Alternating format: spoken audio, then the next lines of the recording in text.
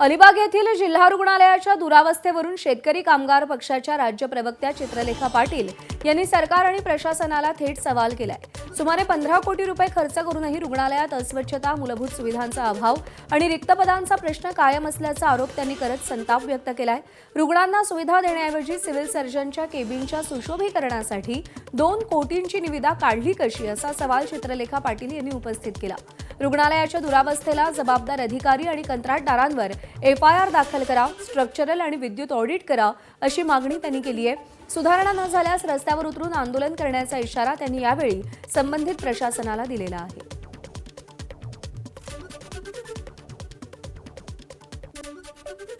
मला या ठिकाणी सरकारला, मंत्र्यांना प्रश्न विचारायचा आहे, तुम्ही मुळात फायर NOC दिली कशी, जेव्हा वायरचंच ऑडिट झालेलं नाही।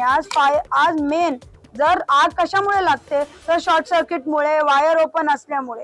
आपलं जर जिल्हा रुग्णालय बघितलं तर अतिशय विकट परिस्थिती त्या ठिकाणी आहे। सगळीकडे वायर ओपन झाले आहेत, बुरशी लागली आहे, मग अनेक ठिकाणी फॉल सिलिंग डोक्यावर पडेल का अशी परिस्थिती आहे।